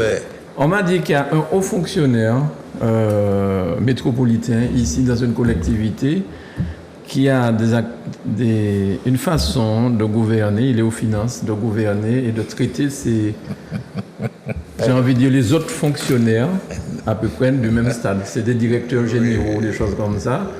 Et il semblerait que ce soit très mal vécu par les employés de la collectivité. Et C'est où? C'est quelle collectivité? On m'a pas dit. On n'a pas dit laquelle. laquelle. Est-ce qu'il s'agit d'une collectivité? Je sais pas. Je sais pas. Je sais pas s'il s'agit d'une collectivité. Je ne sais pas si ça d'une collectivité, oui. Oui, moi non plus. Bon, mais on voilà. parle de ça, en plus de maltraiter, mais ouvertement en réunion, les autres directeurs généraux, il se permet aussi de faire du harcèlement. Sexuel? Dis-moi, va se retrouver dans tu as Balance de ton bonnes port. lectures. Hein? Je vois, moi, la lecture. Non, on m'a donné 1 000 ans, donc je vous en fais On t'a donné profiter. 1 000 ans. Mais je ne donne pas, évidemment, je ne parle Mais pas oui, de... bon, je j'ai dis pas, vu je ça, dis pas. effectivement, mais je peux pas. Oui, donc c'est quand même assez grave parce que souvent on en a parlé ici. Nous avons suffisamment de Martiniquais capables de diriger une collectivité sur les finances, sur ceci, sur cela. C'est quelqu'un qui vient d'ailleurs et qui maltraite comme ça d'autres Martiniquais et on accepte ça, c'est un petit peu chaud quand même. Non, mais on va sortir un autre hashtag. Il y a eu Balance ton port. On va bon aussi. Non, mais on va sortir le hashtag Balance ton lâche. Parce que, quand même, il y a parfois des dirigeants. Grégory, donc c'est élus ou Béatrice pas, qui parle, Grégory. Oui, qui. Une fois de plus. Une fois de plus. Qui font montre un peu de lâcheté lorsque on fait remonter les difficultés rencontrées avec des personnels de management, par exemple. Et en toute sincérité, moi, j'entends 2-3 choses. Je pense qu'il y a des choses qui vont sortir également. Alors, je suis une syndicaliste, donc on vient aussi me voir pour la chose syndicale, d'un point de vue syndical. Et je peux vous dire qu'il y a des choses qui vont sortir. Et il y a des choses qui vont sortir avec force de preuve que les dirigeants étaient au courant. OK ? Bon. Parce que quand des salariés viennent vous voir à plusieurs reprises, que vous êtes un responsable ou un élu, et qu'on vient vous voir à plusieurs reprises pour vous dire il s'est passé ça, regardez, il y a des fois des vigilances et il y a un devoir aussi de protection qui est dû aux salariés. Bon. Voilà. Donc, Je rappelle quand même qu'il y a je dis juste ça, il y a on va un voir ce que code ça va Il y donner. a un code de déontologie quand même de l'agent public et du fonctionnaire qu'il faut rappeler depuis la loi de 2016. Et bon, après aussi, il faut avoir des fondements. J'aime pas trop les rumeurs, hein, parce que souvent les rumeurs, ça s'exprime souvent. Et on sait, quand on a besoin aussi de lâchement d'abattre des gens, on sait aussi Tout à la fait. santé, c'est qu'il Oui, faut. là-dessus. Il faut être aussi très prudent sur les rumeurs. Mais par contre, quand on parle de faits avérés, quand on parle effectivement de choses qui se démontrent, je pense qu'il ne faut pas avoir peur et je pense qu'il faut aussi accompagner quelquefois des personnes qui sont des victimes à libérer aussi la parole. Mais il n'est pas non plus question aussi de céder de manière totalement naturelle dès lors qu'on dit quelque chose, que ce soit forcément vrai. Mais il ne faut pas non plus ignorer qu'il se passe, comme partout d'ailleurs, et pas qu'en fonction publique, il se passe effectivement des choses qui sont assez inquiétantes. Alors, Oui, juste- mais il faut faire attention juste, parce que j'entends aussi sur la question de Balance ton port aussi. Il faut faire attention. Bon, n'oublions pas nous sommes dans une société de face à face, d'accord, où les gens ont l'impression que tout se paye. D'accord ? Tout se paye très cher quand on est victime. Et souvent, d'ailleurs, c'est la victime qui paye le plus lourd tribut lorsqu'elle dénonce quelque chose. Je rappelle, et on aura peut-être l'occasion d'en parler, que quand même, dans les dénonciations, notamment qui ont été faites dernièrement, il y a quand même des cas graves et avérés. Il ne faut pas laisser cours à n'importe quoi, mais je crois qu'il faut... J'aime bien la prudence des mots, mais enfin, la gravité des faits, parfois, devrait inciter... beaucoup à être plus vigilant à l'écoute en effet des victimes, à la libération de la parole et aussi au fait quand même que protéger, il faut aller plus loin que la protection parce qu'en Martinique, même dans le milieu économique par exemple, vous avez une entreprise, on vous paye pas, une collectivité vous paye pas depuis 2 ans, il y en a plein qui ferment leur bouche parce qu'ils ont peur de ne plus se retrouver avec l'attribution d'un marché. Voilà comment ça marche chez nous. Bon, donc il faut qu'on fasse attention. J'ai entendu quelqu'un dire, auriez-vous l'amabilité de vous assurer d'une plus grande ponctualité à votre service. C'est comme ça qu'on s'est adressé à quelqu'un pour lui demander d'arriver à l'heure. L'inverse est vrai aussi, c'est-à-dire qu'il y a des personnes qui ne font pas leur travail et puis qui sont intouchables, quoi. Donc là encore, j'entends et je suis d'accord, hein, il faut dénoncer les harceleurs, il faut dénoncer les chefs de service indélicats et ça se sait, de toutes les façons, ça parle, le CSE et les syndicats, ce sont des instances de discussion qui permettent de faire remonter ça, mais il y a aussi, mais vraiment, des personnes... En paquet de fer. Monsieur. Mais oui, évidemment. Je me rappelle, je vais te dire le nom du Et proviseur que je d'incompétent. salue, il est à la retraite. Je me rappelle, bon, c'était le lycée de Bellevue, hein. Il est à la retraite, bon. Je ne sais pas si c'était le bonjour, mon ami Pasteur. Et il me disait, tu sais, je suis embêté parce qu'il y a une collègue qui arrive en retard systématiquement. Il dit, ah bon, 7h20, 7h15, 7h20, on prend à 7h. Et puis, il permet au collègue en question d'avoir un emploi du temps qui lui permet de rentrer à 8h. Le collègue arrive à 8h15, 8h20, 8h15. Puis il vient au mail, il me dit, c'est pas possible.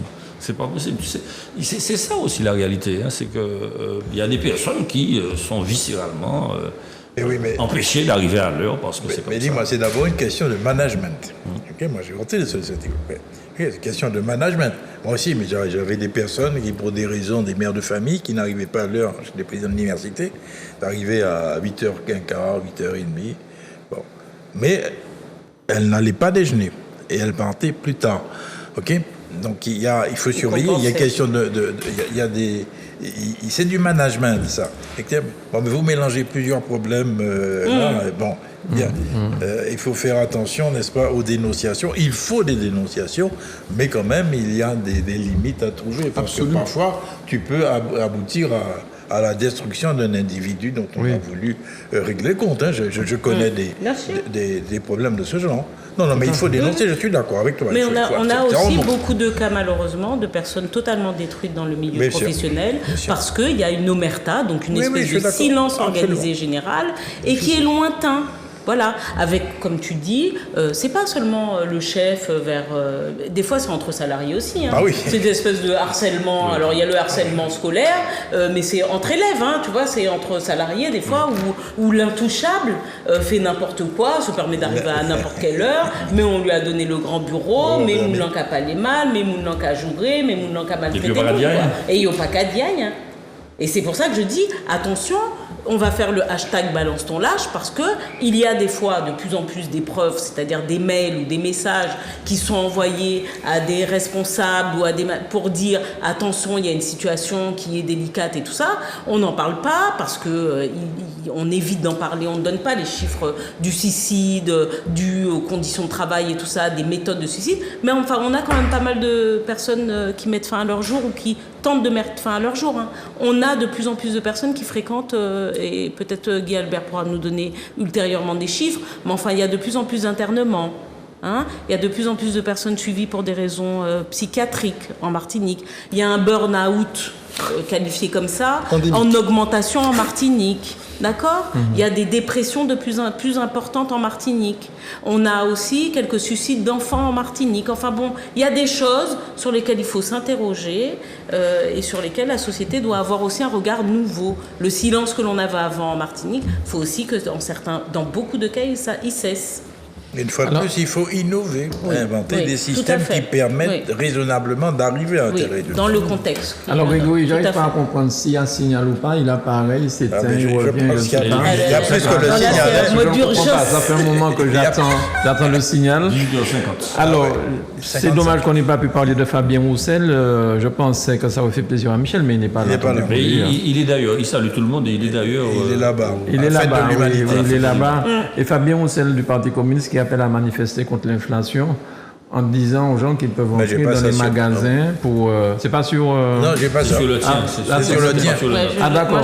Tu nous fais des surprises là. Moi je l'ai. Je me suis assis, j'ai vu... Bien sûr, ça ne m'étonne pas toi. Mais en fait, ce qui se passe, c'est qu'ils demandaient, parce qu'avec le problème, la chaleur, tout ça, les gens entraient dans les libres-services, se servir pour de l'eau et des choses comme ça. Ils ont monté... Il y a d'ailleurs quelque chose qui s'est mis en place pour ça, mais bon, dommage. Eh bien, Michel va nous en parler à son retour. Voilà, messieurs, merci beaucoup, comme d'habitude. Messieurs, il y a une dame. Tu es fou, là. Qu'est-ce que tu fais là? Comme d'habitude, vous avez excellé. Madame, je vous remercie d'avoir ri aussi de votre présence ce plateau ce soir. T'as vu? Salvatore, il a entendu. Et je me permets de vous rappeler les heures de diffusion en télévision, puisque nous sommes en direct Facebook le jeudi, lors de l'enregistrement de l'émission. Le vendredi soir, c'est 20h. Le samedi soir, c'est 18h. Et le dimanche, c'est 10h. Ça, c'est ce que la directrice nous a permis de diffuser. Mais nous, en plus, des fois, on enlève des clips et puis on remet le kiosque. Parce que ça nous paraît plus important que de regarder que des clips, quoi. Bon. Voilà, merci à tous. Merci. Bon week-end et à bientôt. Merci. À bientôt, Mano. Merci. Au revoir, Grégory.